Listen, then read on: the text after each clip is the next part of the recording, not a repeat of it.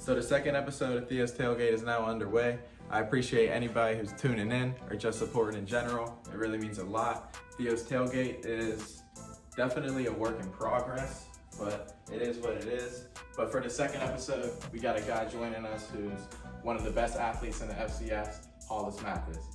Hollis plays for William & Mary down there in Williamsburg, Virginia. He's racked up over 3,000 all-purpose yards for the Tribe. But before that, he's originally from Pittsburgh, Pennsylvania, where he played for Penn Hills, threw for over 5,000 yards down there, won a state championship his senior year, and he was a two-time All-State selection at QB. Hollis Mathis, a 19-yard gain, and we told you, you'll see him lined up all over the place. Quarterback, running back, receiver, tight end, fullback, you name it. He does it. Yeah, normally. All right, so we got Hollis joining us from down there in Williamsburg. I appreciate you joining me, bro. How are you? How's practice? Hey man, I appreciate you having me on. Everything's been good, man. We started spring ball last week, so it's like the middle of the second week. Everything's been going pretty good, bro. So it's been good. So you guys start practicing outside and whatnot then? Yeah, so we flip our spring ball and we do our spring ball before we leave for spring break, and then we come back and then do like the rest of spring, like the winter training and stuff like that. So it's kind of flipped for most programs. This is something that our head coach likes to do. And then what about, obviously with spring ball starting up, you got to be busy. Tell me a little bit about what your schedule looks like day to day. Yeah, actually I'll pull up one of my, so we use something called Teamworks. I'll pull up one of my days, like we'll talk about yesterday, because I know we was talking about some of our schedule yesterday. We had lift yesterday at 6, and then I had classes from 8 to about 11:45. And I had to meet, I'm in a business school, so I had to meet with my small cohort team for another hour, talk about some projects we had coming up. And I headed over to the training room around 2. Academics and first. then to 3:30, had a team meeting, and then had another meeting at 7. So that's like an off day from football. And then today, one of my days where we got practice, and so I'll head over there around 2, practice around 3, and then that'll be my day. Yeah, bro, that's a little hectic. Definitely appreciate you getting with me then with all that going on. But yeah, but they be trying to keep us busy over here, bro, all the time. no, I feel that. So sounds like you got a lot of academic stuff going on. You take academics pretty seriously. Pride yourself on that. Yeah, it was one of those things that whenever I came into this college, it wasn't something that was a huge priority for me. But as I started to see how the culture was around here and what it takes to be successful, from the older people and whatnot, I realized that it is something that you gotta take serious, or else you'll just kind of be getting tossed around in the waves a lot. So you gotta you either survive or you kind of get left behind. And so I've just decided to kick it into high gear and try to keep up. So it's been going pretty good. I graduated once already, looking for a second pretty soon. Yeah, that's what's up. I seen you recently graduated. Salute to you on that, bro. That's big time for sure. What does your next step look like academically, if you don't mind me asking now? Yeah, so as I mentioned a little bit earlier, I'm pursuing my Master's of Business Administration at the Raymond A. School of Business here in William & Mary. So it's a pretty reputable school, a top 100 business school I think 76 in the world right now. So it's a solid school. And I've just been attacking that. Started that this summer and been trying to learn a whole lot. As you mentioned, I graduated last year in the spring of 23 with my got a kinesiology degree, so I did health sciences in undergrad. So switching from STEM over to business has been a little bit difficult, but it's definitely been something that I've been looking to, take on the challenge and, learn from it and get better.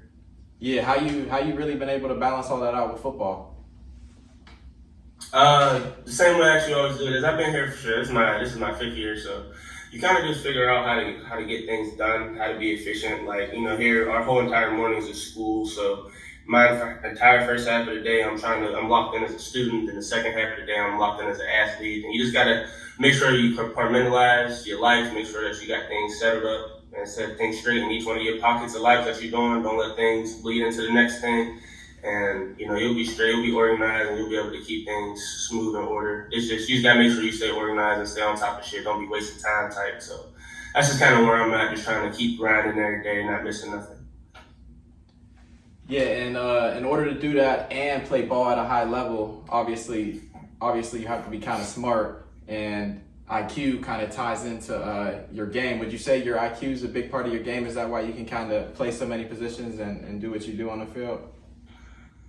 Yeah, so I've been pretty fortunate to be able to play in one offense since like my freshman year. So I haven't had a whole lot of offensive coordinator turnover since I've been here. So I've been able to like learn the offense pretty well. And I think, making that transition from quarterback to receiver, my knowledge as a quarterback has really helped me out as a receiver, just as far as, understanding what we're trying to do with certain concepts and, understanding the holistic view of the offense and not just like, little tiny portions. So I definitely would say that like my ability to, read a field from a quarterback perspective has definitely helped me from, a receiver's perspective as far as like finding those windows and knowing when to do certain things versus certain coverages to help my quarterback out.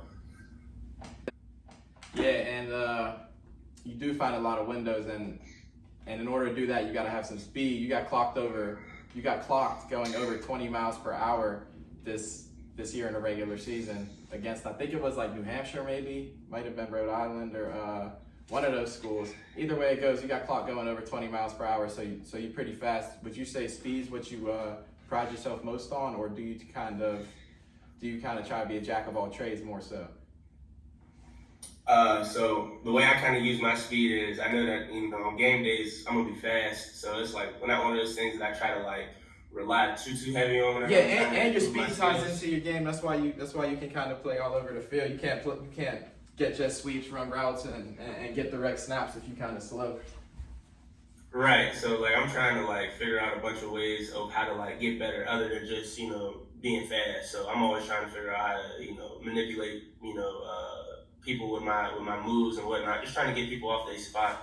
So yeah, I've been trying to. I definitely think I'm one of the faster players on my team. There's definitely some real good speed guys out there, but I try to make sure that speed isn't my only thing that I do well. And yeah, they have us one of those GPS systems, so like they can kind of clock how fast we run in some of those games, like from like a sports science type deal. And I think they clocked me going. I don't know how many times I hit 20 in a game, but I know like I had definitely hit. I think the fastest I've ever seen myself run on those things was like 21.4 was the fastest that I was able to clock. So I'm able to get that thing up there pretty high on some like longer sprints. But it's just you gotta be able to find that space in the game, and that's part of the skill too. You gotta be able to find space whenever you trying to use your speed. If you can't get to no space, ain't no use of being fast. So there's a lot of parts about being fast, but you gotta be able to know when to use it, how to use it, and all that stuff. So just trying to keep it natural though. Trying to make sure I'm getting better every day with it. Yeah, I feel that. You've obviously played kind of all over the offense. Do you feel like you have a strong suit maybe at a position? Do you like running routes as opposed to getting jet sweeps, as opposed to taking direct snaps? Like what do you find the most excitement in? I like the part whenever I get the ball. So whatever you gotta do to do that part, I'm a ball in hand type of guy. I feel that. I was kind of expecting that answer, but I had to throw it out there. Yeah, man, I'm one of those guys where, honestly, to be completely honest, I just want to help the team win. And, there's just certain things that, guys can do that can help the team. And my part of, helping the team is, being a ball in hand type of guy. So I'm always looking for ways to help the team, whether it be, running the ball, catching the ball, throwing the ball, however it needs to be done, I want to help the team. Even if that means, moving the left tackle, which I very obviously cannot do. Yeah, you got to put on some weight. I don't know. You got to put on some weight if you're trying to do all that. You know what I'm saying, bro? I got the heart to do it, but it's gonna take a couple pounds. But just whatever the team needs me to do is kind of what I want to do, and I'm just kind of like my role on the team is the ball in hand guy. So like that's kind of what I want to do is help my team out by making big plays. Yeah. And you kind of mentioned throwing the football. You've thrown the ball for over 1,600 yards down there. That's kind of crazy. You started quarterback your freshman year, you know what I mean? Put up almost 1,000 yards. You ran for just about 1,000 yards in career. But tell us a little bit how that transition came about from quarterback to moving into more of that athletic position, just all over the offense, creating your own position type.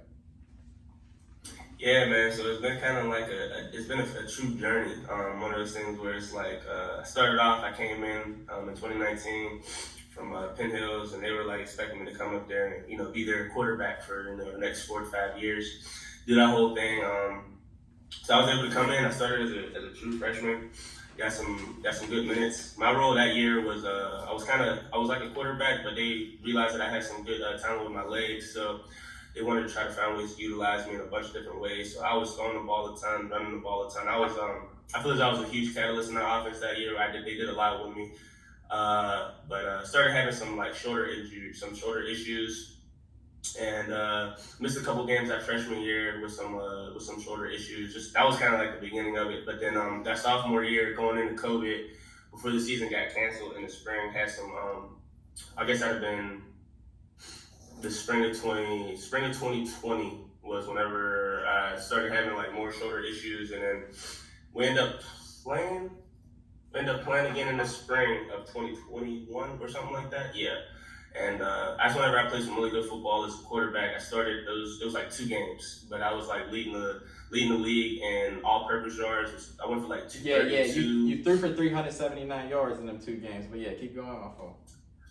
Yeah, so those 2 little spring games, I was like really excited where I was gonna go and where I was headed to. Then I ran into some more injuries, just had a cookie crumble sometimes. And so as I was trying to come back for that next fall, I had to come back as a quarterback, and was just having some more troubles. And they kind of eventually they gave me one more chance to earn my spot back. Not that fall, but then it's just.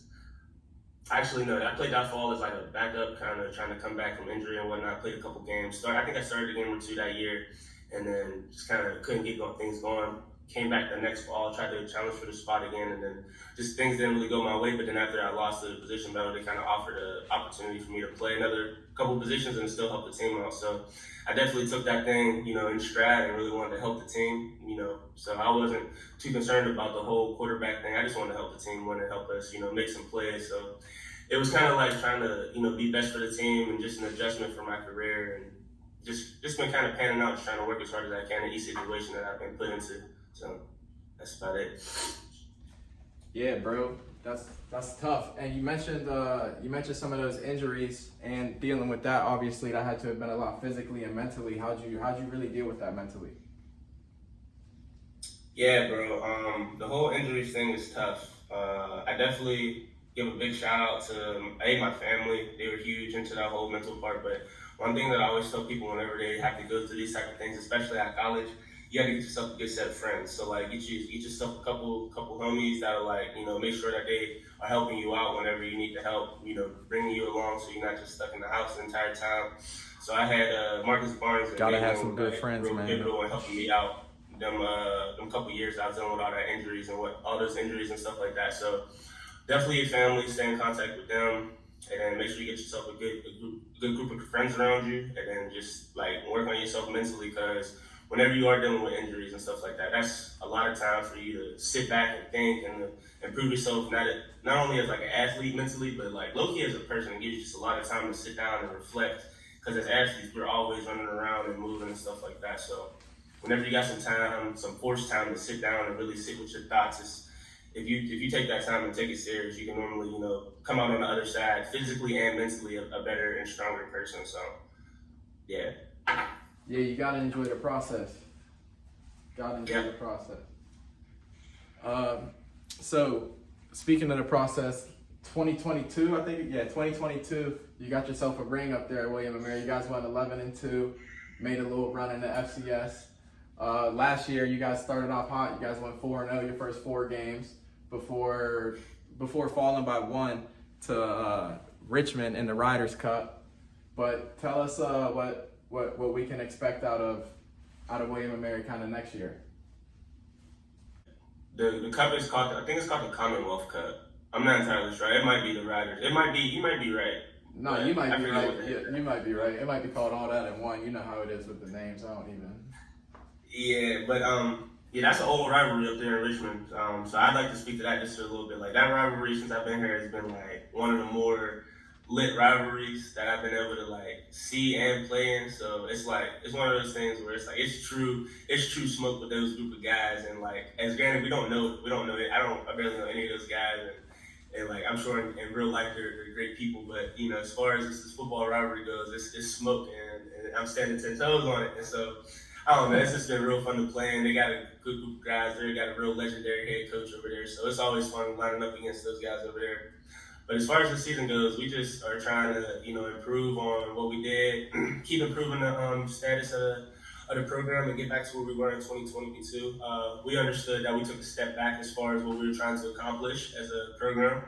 And so we decided, we've really gone back, reevaluated ourselves, the things that we were doing as a team, offensively, defensively, special teams, coaches, individually. Everybody went back and took a step back and looked at what we could have did better as a team, as a unit, and trying to employ those things this spring. And we're going to try to, come back and have a more similar season of 2022, and try to get back near the top of the rankings in the CAA. Yeah, no doubt. You guys have your leading rusher, Malachi Emo, coming back, and your leading receiver, JT Mayo. You also were second on the team in receiving this year, which is dope. But tell us a little bit about those some other guys on the team we can expect to have a big year. Yeah, so we're bringing back a lot of guys on offense. So like you mentioned, Malachi Emo, our leading rusher, will be back. He's a big play machine. You can expect him to break multiple times a day. Multiple times a day at practice, multiple times a day in the game. He's just a big play guy. And then we're bringing back more than just one back to this crazy. We got one of our other leading rushers, guys. It's like our what's the term? Or bell cow or cowbell, bell cow, whatever the term is. Our 3-down back that we use a ton, Bronson Yoder. He's a 6-year senior as well. He'll be coming back, and we count on him a lot to help us, stay consistent within the offense, and then bringing back guys like JT Mayo, as you mentioned as well, who are just experienced in this offense, know how to get things done and very effective. We'll get Drayshawn Kendrick back from injury. That'll be big time for us. We got our starting quarterback Darius Wilson will be back for us again. So we got a lot of guys coming back on offense, and I'm pretty excited about some of the things we'll be able to do offensively and defensively. And so I'm just looking to expand my role as well. I'd like to help out the team more however I can. And so I'm sure we'll have some explosive plays here and there with our offense going into this new year. Yeah, I'm excited to see what y'all get into. It's big time football down there in the FCS. The FCS has produced some legends like Terrell Owens, Joe Flacco, Cooper Kupp. You know what I mean? So the FCS is some dogs down there for sure. Big time football. Oh yeah. We actually got to play against Joe Flacco's little brother at Towson. That man can play. He's good. I want to say that was my freshman year. He was playing down there at Towson, and you could tell that he was somebody's NFL's little brother. Just the way he was getting that ball out, and he was a pretty good player. So it's always cool to play against some of those legacy type players and whatnot. So shout out young Flacco from 2019. That's what's up. But William and Mary has a rich history kind of when it comes to the game. You guys had some legends such as Sean McDermott played for you guys. Mike Tomlin played for you guys. You guys had what was the guy's name that was drafted last year? Colby something. Sorsdal. Yeah, Colby Sorsdal. He was selected last year in the NFL draft. He even started a couple of games this year. But what is it like playing for William and Mary? How much of an honor is it? So one of those things where we've had alumni come in and talk to us about just what it means to be a travel football player, and it definitely has a rich history just through the history of the academic side of the school, through the history of the athletic side of the school, and just through the branding of the school. It's it's a real history, based school. So it's one of those things where it's you take pride in the history in it, and you try to make sure whenever you go out there, it's not exactly at the forefront of your mind that you want to make all your alumni proud, but it's definitely in your heart that you want to go out there and make the people that came out to support you and the people that came before you, make those guys proud. So it's definitely a huge thing, and it's always awesome to see some of those alumni come back home. I think in 2019, Coach Tomlin came to our homecoming game against James Madison. He gave us a pregame speech, and it was you would never expect Go Steelers. These NFL coaches to be as good as they are at these pregame speeches, but it was he wasn't even playing coach or nothing like that, and it seemed I was ready to run through a wall, and I wasn't even playing that game. So, those type of experiences are always super cool, and so you never want to miss those type of things. I got to meet Lou Holtz from Notre Dame there because he coached here in the 60s, I believe. Got to meet the legendary Coach Laycock, who's been coaching here. I didn't even know that. I coached here before Coach Leonard for a long time. got to just meet a whole ton of, really rich football rich type characters that have just, only added to my experience here, and it's been super cool. And just to touch on Kobe's a Whitfield guy too. Kobe graduated from Mount Lebanon in 2018, so I got to play against Kobe a couple times back whenever we were back in Pittsburgh. So whenever I came down here, he was one of my first friends just because we're both from the Pittsburgh area, and so we were able to relate on that level. And Kobe really helped me out in my transition from high school to college as well. So anytime I get to see him have some success, I'm always, the loudest in the room for sure. Yeah, that's speaking of Whitfield though. You got any other Pittsburgh guys on the team, or any other guys from the Whitfield maybe in your conference off the top of your head? Yeah, so Marcus Barnes is a Jeanette graduate in 2019. He got himself a state championship in 2018 with the Jayhawks. Jeanette Jayhawks have an unbelievably rich history of talent and winning, so it's good to have that type of pedigree on the team, if you will. And then we got some guys. There's a lot of guys up Albany. Albany's doing some good things with their recruiting. Coach Darren Walls is up there, getting the whole Whitfield up there. They got I know Larry Walker just graduated from there. He played 5-6 years up there. One of their defensive leaders held him down for a solid amount of years. Mike Coleman's up there now, up there at Albany with them as well. And I feel like I bump into like one Pittsburgh guy almost every game in the CAA. So the CAA recruits heavy. CAA recruits Pittsburgh heavy. I know there's some guys from Penn Hills that that committed to Richmond and stuff like that. So there's a lot of Pittsburgh CAA connection, and it's low-key some of my favorite parts, because it makes you realize that sometimes it's about football sometimes, but sometimes it's just about seeing people from your hometown succeed and being able to get an opportunity to better themselves through football and education. So it's just sometimes it's huge to get into those rivalries and that competitiveness, but whenever I get to meet other Pittsburgh guys from the CAA, that's always huge and stuff like that, just because it's we made it to where we're trying to be. We're all dreaming from the same area, looking up at the same, buildings downtown, and we've been able to make it this far. And it's been cool. So it's good to see a lot of those guys whenever I travel and stuff like that. Yeah, bro. And speaking of Pittsburgh, I've seen you in the preseason flicks. You had the Pirates hat on. You had some Pittsburgh shit on. How much of Pittsburgh do you rep? You a Steelers fan? Yeah, bro, I'm an unbelievably huge Steelers fan.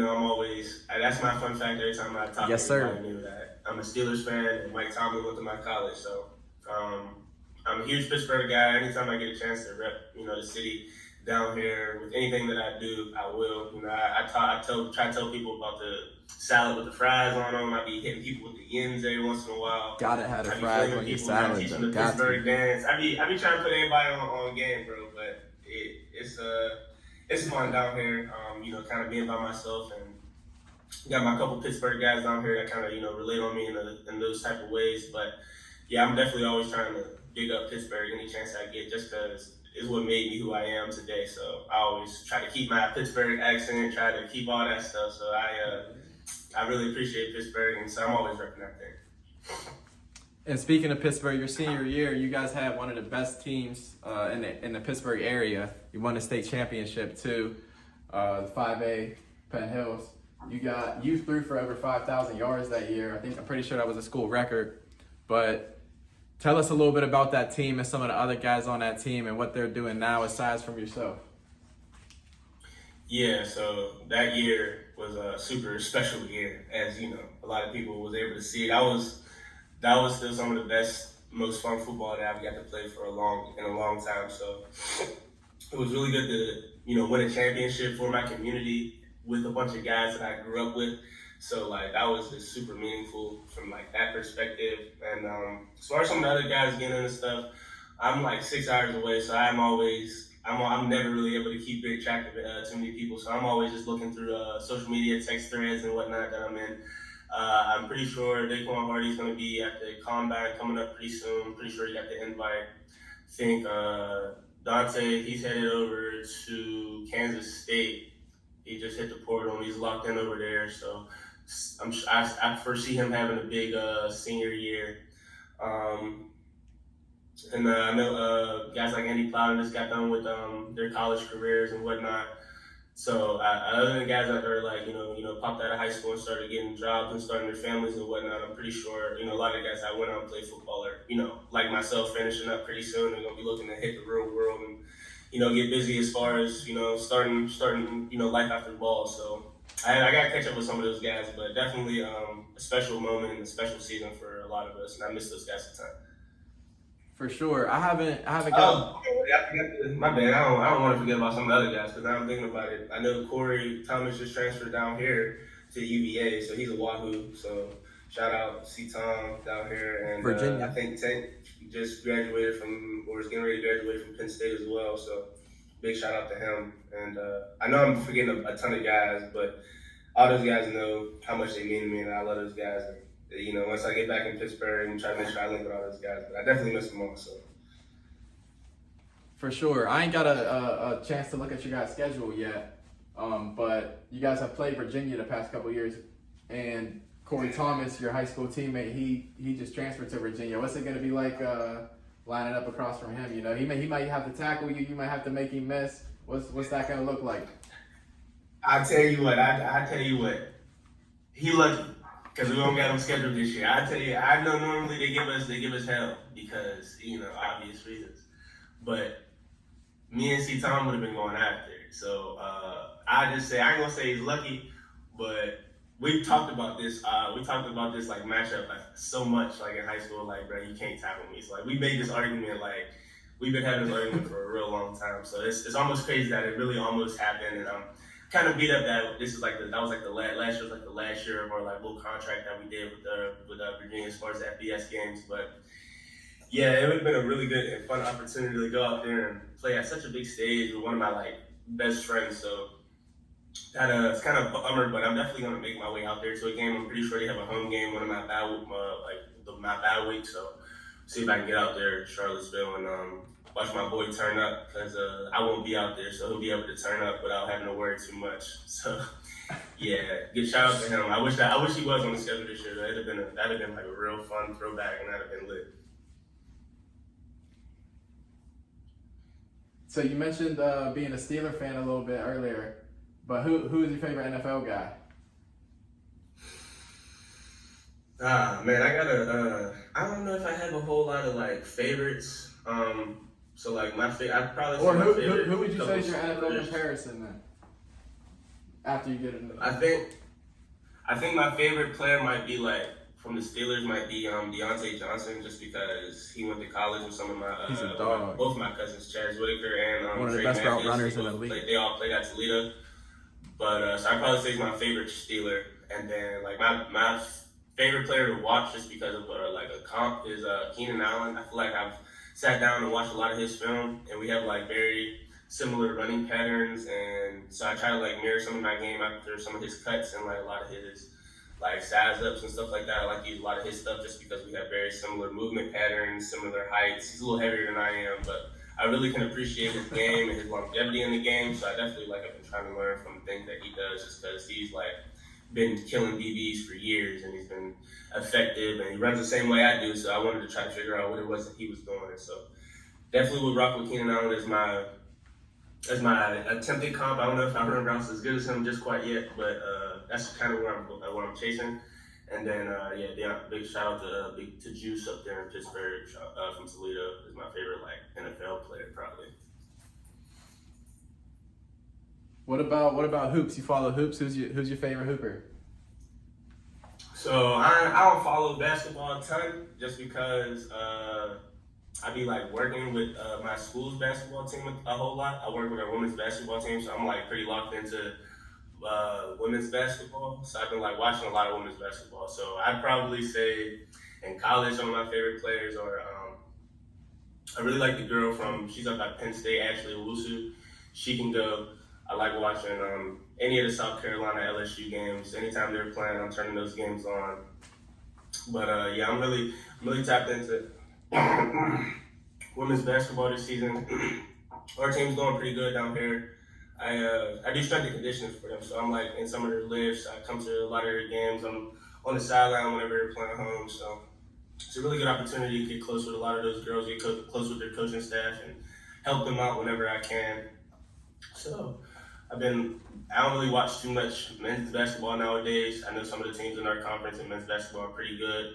I know there's a couple, just realized there's a couple of Whitfield guys that are playing at Charleston, or one Whitfield guy playing at Charleston. I think it's AJ Butler or Austin Butler, one or two Butler brothers from, I believe, Latrobe are playing down here. So I played at Central, one of the Austin brothers gave us some work. But yeah, I've been tapped in on women's basketball, bro. I got locked in on women's basketball. That's the way. It's the new move. It's really good basketball. No, women's basketball is on the come up for sure, definitely. But so you're doing all that stuff with the women's basketball team, and you got your schedule on top of what you mentioned earlier. So we definitely appreciate you. So I definitely appreciate you taking the time to hop on here with me, bro. No doubt. But just to wrap it up real quick, one more question. Can you cook, and what would you bring to a tailgate? Can I cook? All right, so I'm a survivalist cook. So whatever I need to cook to be able to eat and maintain, I'll get that done. I'm a huge chicken and rice guy, like, just because it's so easy. But like whenever I need to cook gourmet, I think I'm a little bit mid. So I don't know. I'm a recipe follower. So if the recipe's good, I'm good. But if I had to pick something that I could cook real good to bring to the cookout, I wouldn't bring nothing that people's gonna be like, yo, who made the collard greens? I gotta have to pick something that's like something easy. But I'd probably go with something like, I don't even know. If I had to bring my usual, like my General Tso's or my bourbon chicken or something like that, would be cool. But that ain't really a cookout food. So I'd probably figure out something to bring that'll be good, like some shrimp tacos or something like that. But yeah, I can cook a little bit. I know how to follow recipes. I'm a good reader, so I guess if that's all it takes to be a good cook, then you can call me a solid cook. I feel that. I wasn't expecting the shrimp tacos though. I ain't gonna cap. Yeah, that's some random stuff right there. That's just something out the hat right there. No, I feel that. But definitely appreciate you taking the time to join me, bro. Wish you the best this year. We're gonna be tuned in all year. I'm gonna be tuned in all year at least. So, but appreciate you, bro, and we'll chop it up again soon. Thank you, bro. Appreciate you having me out here, man. Definitely keep up with us, man. Follow me on Twitter, Instagram, Hollywood12, and man, keep following Theo's Tailgate.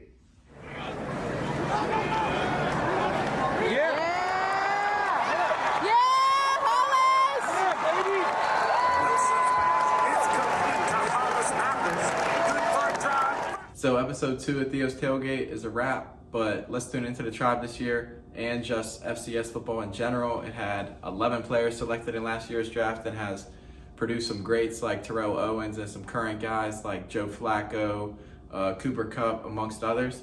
And check back in with me next Sunday for episode 3 of Theo's Tailgate.